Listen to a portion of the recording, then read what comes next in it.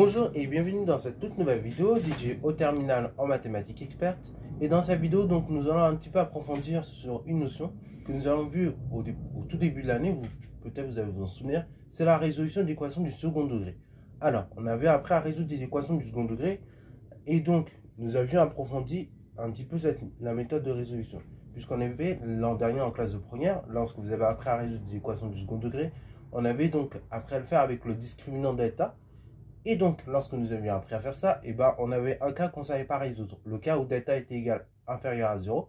Et dans ce cas-là, on disait que l'équation n'avait pas de solution dans les réels.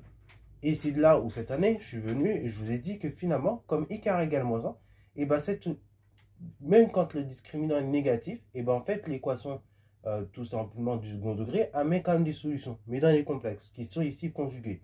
Là, ici, nous allons réapprendre à résoudre des équations du second degré. Mais cette fois-ci, au lieu que les coefficients soient réels, comme on avait fait dans la vidéo sur la résolution d'équations du second degré, on va ici le faire avec des coefficients complexes. Et vous allez voir que le fait de faire avec des coefficients complexes va légèrement compliquer la tâche. Okay, donc, pour cela, je vous propose avant tout, on va démarrer par la démonstration. Avant d'essayer de trouver, avant de vous dire directement l'ensemble des solutions d'une équation du second degré à coefficients complexes. Ok. Alors, du coup, pour bien mener jusqu'au bout la démonstration, cette fois-ci, contrairement à la vidéo que j'avais fait en début d'année, où on apprenait à résoudre des équations du second degré dans les complexes, et dans cette vidéo, j'avais posé que A, B, C, c'était des coefficients réels. Ok. Là, on va dire que A et B sont des coefficients complexes. Donc, quel que soit A, B, C, des éléments appartenant à l'ensemble des complexes, l'équation AZ carré plus BZ plus C égale 0, c'est équivalent à une autre équation. Alors là, comment que je vais pouvoir me débrouiller pour trouver les racines, tout simplement même la solution de cette équation? Pour trouver la solution de cette équation, je n'ai pas le choix, il va falloir que déjà j'arrive à factoriser le membre de gauche. Comme ça, après, je me ramène une équation de produit nul, et donc résoudre des équations de produit nul, ça je sais faire depuis que je suis en troisième, ok? Puisque je sais que si un produit est nul, c'est-à-dire qu'au moins l'un des facteurs est nul, ok? Donc là, l'idée, ça va être très simple. Ça va être comme l'an dernier, de faire une forme canonique. Et donc, comme l'an dernier en classe de première, on va tout factoriser par A. Donc, ça va me donner A facteur. Donc, Z carré. Ça, jusque-là, tout va bien. Après, pour le B, du coup, là, je n'ai pas de A. Donc, qu'est-ce que je vais faire? Je vais dire c'est égal à B divisé par A. Parce qu'en fait, quand je vais développer, ça va me faire A fois B divisé par A. En fait, ça va me faire tout simplement B. Et j'oublie pas le petit Z derrière. Comme ça, j'ai BZ. Plus du coup le C, pareil j'ai un C qui est tout seul, et en fait je dis que c'est C divisé par A. Et ça, tout ça, ça reste égal à 0. Ok, vous voyez, de là à là, on a juste factorisé. Deuxième étape, c'est l'étape qui est un petit peu délicate, ça va être de faire apparaître une densité remarquable. Comme on avait fait l'an dernier. Donc ça va me donner A facteur. De la chose suivante. Donc là l'idée, à l'aide des deux termes que je mets en noir, il faut que j'arrive à faire apparaître une densité remarquable. Donc, il faut que j'arrive à identifier qui est A et qui est B. Bon, pour le A, c'est très rapide. Je vais me dire que c'est Z carré. Enfin, c'est Z, tout simplement. Qu'on aurait B au carré. Comme dans l'identité remarquable, A au carré plus 2AB plus B au carré. Qui me donne A plus B le tout carré. C'est ça mon objectif, là, de pharma, qui va m'attendre. Alors, après, du coup, je dois avoir un plus. Et dans l'identité remarquable, soit j'ai plus 2AB ou moins 2AB. Là, comme j'ai un plus, je dois avoir plus 2AB. Donc, je vais mettre deux fois quoi? Deux fois la valeur de A. Donc la valeur de A, c'est tout simplement Z. Je la mets derrière, mais on peut la mettre devant en fait. C'est un produit, on peut le permuter. Mais comme je multiplie par 2 et que je n'avais pas de 2 ici, je suis obligé de diviser par 2 le B divisé par A. Ok, B sur A fois la moitié. Donc fois 1 demi. Donc en clair, si je dis plus clairement, ça me donne B divisé par 2A fois Z. Et donc là, ça me donne exactement la même quantité qui est là. Maintenant, l'idée c'est de compléter l'identité remarquable. Donc là, je fais apparaître la valeur de A. Je fais apparaître le B, c'est B divisé par 2A. Et donc, ce B divisé par 2A, ça, c'est la valeur de B. Il faut que je le mette au carré dans l'identité remarquable. Ça fait donc plus B sur 2A, le tout au carré, moins, là, vous voyez que le B plus 2A, le tout au carré, j'ai ajouté, il est en trop. Il est beaucoup trop excessif. Donc, cette quantité-là, il faut que je la retranche. Donc, je vais faire moins B divisé par 2A. Et après, j'ajoute à cela, donc là, la parenthèse n'est pas suffisamment grande, c'est sur A. Ok, et tout ça, ça reste égal à 0. Maintenant, une fois que j'ai fait ça, qu'est-ce que ça m'a permis de faire? Ça m'a permis d'apporter une densité remarquable. Et donc de proposer une première factorisation. Donc ça fait A, facteur de la chose suivante.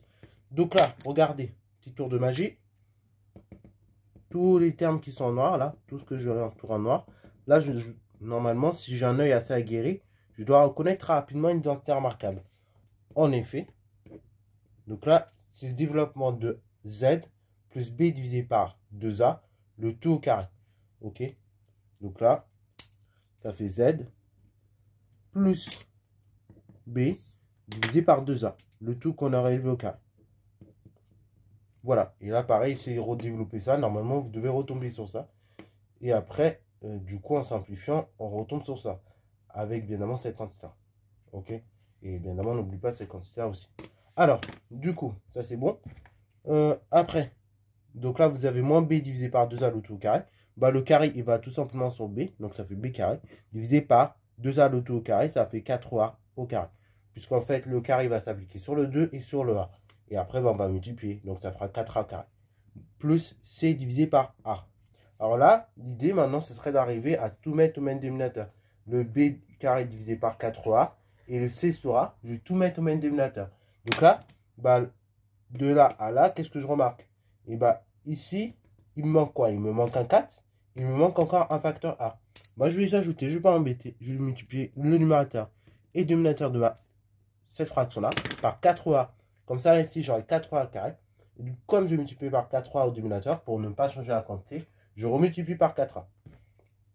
Donc, cette équation est équivalente à dire que j'ai du coup Z plus B divisé par 2A, le tout au carré, moins du coup B carré divisé par 4A au carré, plus du coup 4AC, si j'écris ça correctement, divisé par du coup 4A carré. Ok, le tout égale 0. Là maintenant, on va faire un petit tour, de passe-passe. Ok, le moins qui est là, je peux l'interpréter comme un plus-moins. Ok. Autrement dit, le moins qui est là, je vais le mettre sur le B. Sauf qu'en mettant sur le B carré, et bah, du coup, je suis obligé de mettre un plus. Donc après, plus par moins, ça me donnait moins qui est là. Donc en gros, ça me donnait A facteur Z plus B divisé par 2A, le tout au carré, plus moins B carré divisé par 4A carré. Ok? Je fais ça parce que tout simplement, si on le laisse comme ça, on est trop tenté à faire des bêtises. Ok? Tandis que là, si on le laisse ainsi, vous allez voir, on sera moins tenté à faire la bêtise. Alors du coup, on arrive là. Donc moins B carré divisé par 4A carré. Et là, j'ai 4AC divisé par 4A carré. Ok, tout ça égale 0. Maintenant, bah, l'idée, c'est de tout mettre au même dénominateur. Là, j'ai 4A carré. Bah, j'additionne juste le numérateur. Donc on y va. Ça fait A facteur Z carré plus B sur 2A, le tout au carré, plus moins B carré, plus 4AC, divisé par 4A au carré. Et ça, tout ça, égale 0. Ok? Bon, maintenant, on va un petit peu bidouiller, parce que là, on sent qu'on reconnaît quelque chose. On reconnaît quelque chose au signe près. C'est-à-dire que nous, il y a un truc qui ressemble beaucoup à ça. C'est-à-dire, normalement, vous devez vous rappeler que ça fait delta. On a l'impression de voir delta, en effet. Parce que vous avez B carré moins 4AC. D'ailleurs, j'oublie carré. Sauf que là, je n'ai pas B carré moins 4AC, j'ai moins B carré plus 4AC. Donc en fait, j'ai l'opposé de delta. Donc là, l'idée, c'est de tout factoriser par moins 1. Donc ça va me faire A facteur Z plus B divisé par 2A, le tout carré. Donc je vais laisser le plus comme ça pour l'instant. Plus. Et donc là, je factorise tout par moins 1. Donc ça fait moins B carré moins 4AC. Le tout divisé par 4A au carré. Le tout égale 0. Du coup, si je réécris ça proprement, le moins qui est là, je peux mettre là désormais. Parce que là, j'ai un plus suivi d'un moins. Plus suivi d'un moins. On l'avait en quatrième, ça fait moins. Donc ça fait A facteur Z plus B divisé par 2A, le tout carré, moins B carré, moins 4AC, divisé par 4A au carré. Donc parfois, certaines erreurs là, de calcul qu'on voit là-dessus, en fait, c'est tout simplement lié et ben, en fait, que le calcul littéral ou même les règles de calcul qu'on aborde en quatrième sont très mal maîtrisées. Ou sont maîtrisées mais assez fragile, de manière fragile. Voilà. Donc c'est pour ça que parfois, on peut être tenté à faire certaines bêtises. Et c'est pour ça que là, j'ai préféré, donc de cette étape-là à cette étape-là, j'ai préféré faire une petite bidouille là pour que vous puissiez mieux visualiser le pourquoi. Vous passez d'un moins là. Parce qu'a priori, tout est du même signe. Hein. Et donc on pourrait se dire, pourquoi là, j'ai un B carré, un moins 4AC qui apparaît. Et encore un moins. En fait, c'est lié à cette manipulation que j'ai faite. Donc, très souvent. Et ça, c'est un truc un peu dommage. Parfois, quand on regarde un livre scolaire, la démonstration, même sur des coefficients réels pour un polynôme du second degré, on voit qu'elle est un peu mal faite parce que bah, les élèves, ils ont un peu de mal à comprendre pourquoi on passe de là à là en général. Okay, et là, encore une fois, comme je dis, c'est lié à des règles de calcul que l'on voit bah, dès la quatrième. Et encore une fois, c'est vrai que ça demande de maîtriser un minimum le calcul littéral.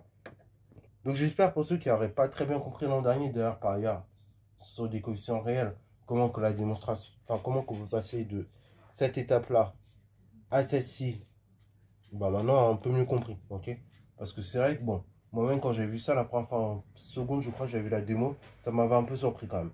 Mais après, bon, j'ai essayé de trouver une manière de mieux la comprendre et comme ça, c'est vrai que c'est une bonne alternative. Bon, passons cette étape. Donc ça, je pense que vous avez fait l'étape la plus difficile. Là, en tout cas, vous avez fait l'étape la plus difficile.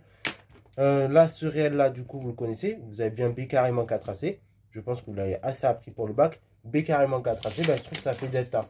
Donc là, je vais écrire mon équation. Donc l'équation est équivalente à dire qu'on a A facteur Z plus B sur 2A de tout au carré, moins du coup B carré moins 4AC. Ça, je dis que c'est delta divisé par 4A au carré. Le tout égal à 0. Alors, là où bah, c'était sympatoche, c'est que dans les réels, en classe de première, bah, pour continuer la factorisation d'un tel polynôme, il fallait tout simplement faire une jonction K, ok? C'est-à-dire que si delta était nul, bon, bah, tout cet élément-là était nul, donc en fait, il nous restait A facteur Z carré plus B sur 2A le tout au carré égal à 0. Donc, bah, du coup, la factorisation était finie. Soit delta était positif, et dans ce cas-là, on pouvait factoriser le polynôme, puisque j'ai un quotient de deux termes positifs, et après un moins devant. Donc en fait, eh ben, j'aurais pu continuer la factorisation. Et si delta était négatif, dans les réels, et ben là, la factorisation n'était plus possible, parce que j'ai un nombre positif, j'ai un nombre négatif, mais comme il y a un négatif aussi devant, ça me donne un nombre positif. Et en fait, après, bah, j'aurais pas pu factoriser correctement. Et en classe de terminale, bah, un tel polynôme, en théorie, on sait le factoriser quand on a fait maths experte, quelle que soit la valeur de delta. Donc, soit bah, c'est positif, c'est nickel, on n'a pas besoin de plus pousser la factorisation. Mais dans le cas où delta est négatif, eh ben, il faudra introduire un petit i, ok? Un petit i carré égale moins 1, ok? Bon, bien évidemment, c'est une possibilité. Là, on ne va pas faire tout ça, on ne va pas avoir besoin d'un petit i, tout ça. Là, on va poser donc un autre réel. Donc, on va dire, il existe, donc on va l'appeler petit delta, appartenant à l'ensemble des complexes, parce qu'en fait là le delta que vous obtenez c'est un complexe, ok, parce que c'est B carrément 4C, or bah, B bah, c'est un complexe, donc son carré est un complexe, pareil A et C sont des complexes, donc quand vous allez faire le produit de deux complexes, vous obtenez un complexe, et l'ensemble, donc c'est-à-dire B carrément 4C est un complexe, donc en fait, et bah, il est logique qu'on va poser un autre réel, qu'on appelle petit delta, qui appartient à l'ensemble des complexes, tel que en fait, quand vous arrivez au carré ce petit delta, vous obtenez le delta. Donc là, tout simplement, on va poser ce réel-là. Et là, à partir de ce réel-là qu'on va poser, on va pouvoir terminer la factorisation de ce polynôme. Ok?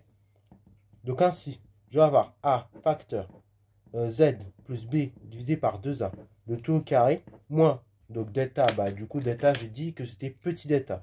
Alors faites gaffe, ça c'est un grand delta, c'est delta majuscule en grec, et ça le petit delta, enfin le petit delta ici que je dis, en fait c'est delta minuscule, ok? Si vous faites du grec, non vous n'avez pas trop mal avec ça.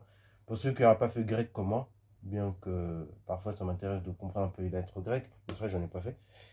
Bah du coup voilà, ça c'est petit delta et c'est grand delta. De toute manière après, bah, quand vous serez en classe préparatoire, vous serez amené à bien étudier les lettres grecques. Enfin, quand j'ai étudié, c'est-à-dire vous serez amené à les utiliser souvent. Voilà, donc ça peut être un avantage de bien les connaître.